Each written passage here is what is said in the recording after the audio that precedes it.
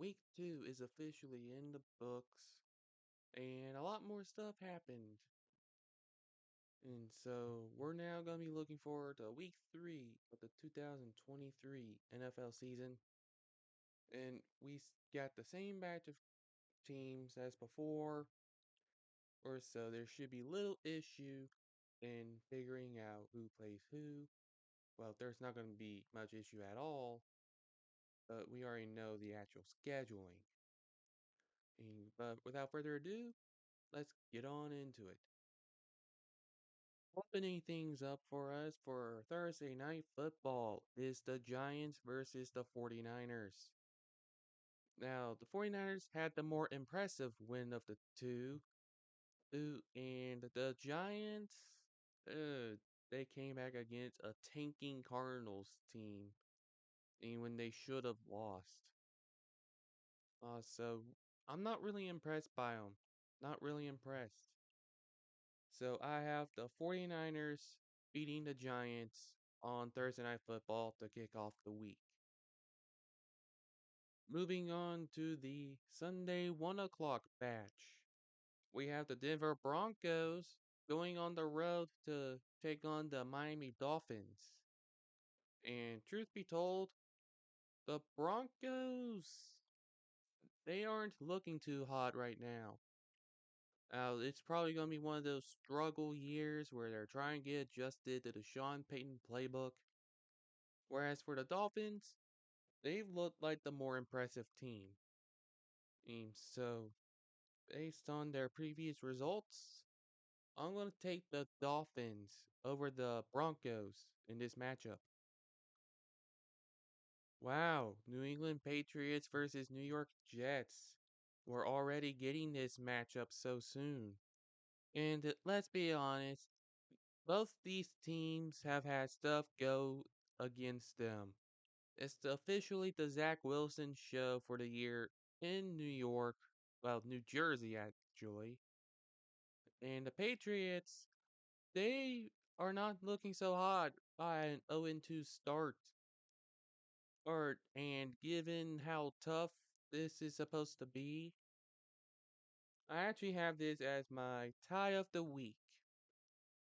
Don't be surprised if these two teams suck throughout the entire game just because things were not going their way. If somebody had to emerge the winner, well, like I care. We'll just have to wait and see what happens. Well, this is embarrassing, definitely. The Texans are going to be visiting the Jaguars, this will be in Jacksonville at Everbank Stadium. So the Jags aren't moving anywheres. And let's be honest with this one, the Texans really do suck right now. They really do. They're just trying to stay out of Tank Bowl right now. It's hard to do when you're facing off against some tough opponents.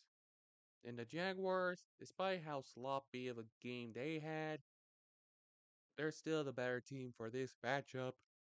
They also have home field advantage for this, and that's why I have the Jaguars winning over the Houston Texans. Battle of the 500, Titans versus Browns.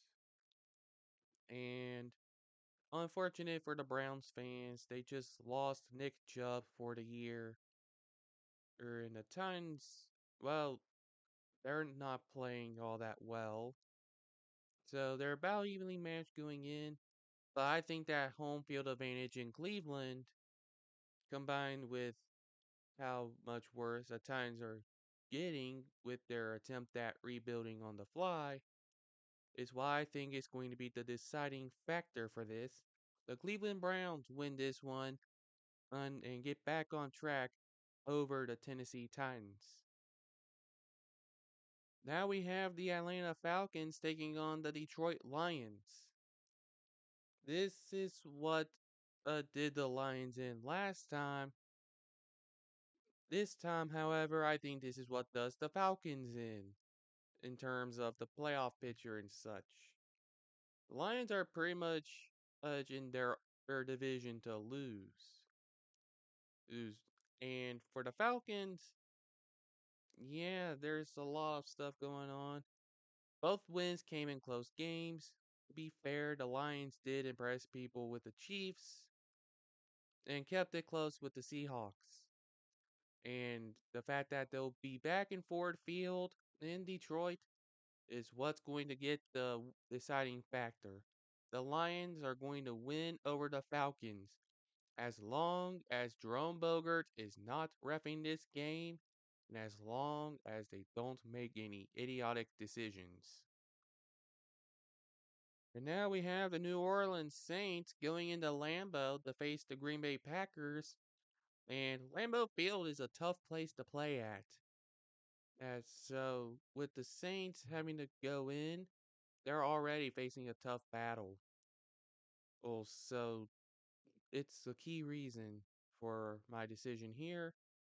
The Green Bay Packers are going to bounce back from their loss, and they're going to beat the New Orleans Saints in the Derek Carr because the Saints are more on the older side of things, and it's a major question of whether or not they can stay healthy. But the Packers come out on top in this. Well, despite the fact that they're 2-0, Washington has to play a home game against the Buffalo Bills in Landover, Maryland. Yeah, despite how bad of a playing surface that stadium is, the Buffalo Bills are going to come out on top and force Washington to lose their first game of the year. We're not going to see all that many undefeated teams stick around after this week anyway. So why not knock out Washington, as they're really not worthy of being in division race. They're just trying to avoid Heat getting fired. Well, at least Ron is. But I got the Bills over the Commanders. Still a stupid name.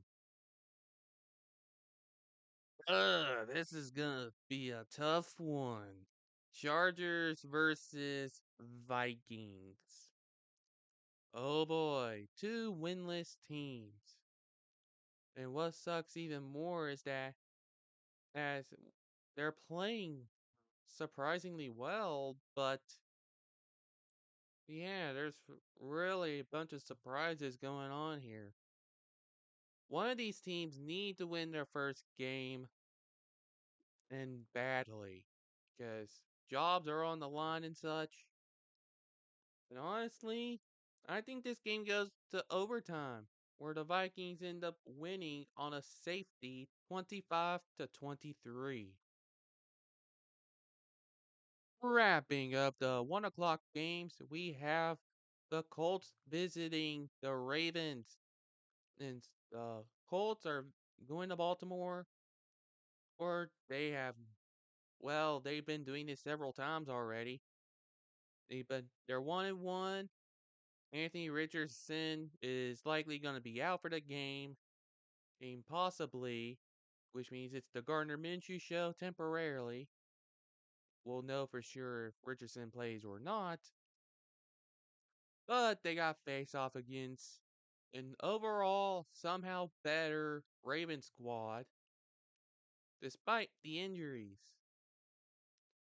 And with this being in Baltimore, the Ravens end up pulling out the win here, starting 3-0 under Lamar Jackson. And the Colts, well, they're still without their star running back. They're not going to go all that far if we're being honest. So Ravens over the Colts. We only have one game in the 4:05 slot, and that is the Panthers going to visit the Seahawks in Seattle.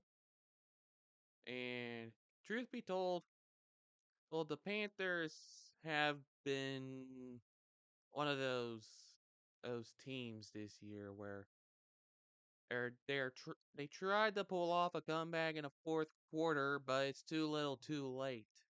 They thinking that Bryce Young can be Tom Brady. He's only a rookie, so stop expecting that to happen. They're literally going to be giving out a bunch of heart attacks this season, and they're not going to be able to keep that up, especially when they're playing in Seattle against the Seahawks. So I have the Seahawks winning this one. Time for the 425 games. The Bears, yeah, no, they're not going to have a chance against the Chiefs. He's it's like the offensive line for the Bears was trash. Like literally trash. There's no dancing around the bushes of that. They're on pace to actually ruin Justin Fields' development and career. Chiefs, however, they're still tough. Kadarius Toney somehow managed to catch a few, surprisingly. But Travis Kelsey is still back. Chris Jones is still back. Those are going to be some key things. And with how things are going for the Bears, yeah, this is an easy Chiefs victory. Oh, looky here. We have yet another easy victory, or at least should be an easy victory. The Dallas Cowboys visiting the Arizona Cardinals. There's no dancing around it. The Cardinals blew it. They blew their chance to win in a spoiler game early on. They're just looking for the tank ball at this point. I mean, the Cowboys, however, are still healthy, coming off an impressive performance against the Jets. And I think they continue that here to go 3-0 over the Arizona Cardinals. Those tankers. The Tank Brigade is back. Sunday night football. The Pittsburgh Steelers versus the Las Vegas Raiders.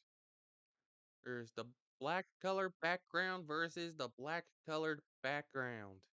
Oh, gee, I wonder who's going to win this one. Well, in all honesty, it's really not all that different.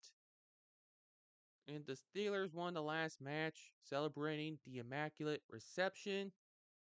And with how much more impressive the Steelers are this year, the only thing that's going to make it worse for them is the Matt Canada offense.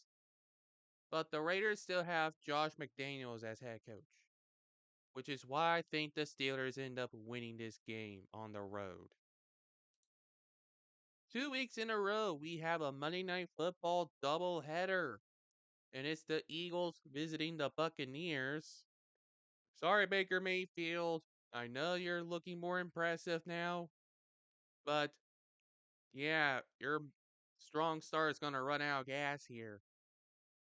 You're facing off against a stronger defense than you were up against before, and your defense has to play much stronger offense overall. The first true test of this Baker Mayfield Buccaneers is not going to come easy, and Todd Bowles is also the head coach. And I think the Eagles are going to be the team that ends up winning this match simply because they are the better team. And now for the final game on the week 3 stretch. It's Monday Night Football again. The Los Angeles Rams visiting the Cincinnati Bengals. As much as Matthew Stafford has been looking better, there are question marks about Joe Burrow already.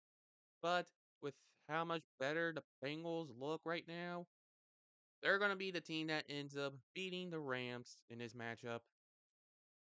Sorry, Stafford. Sometimes you got to come back to reality after you're holding your own against the 49ers briefly before falling off.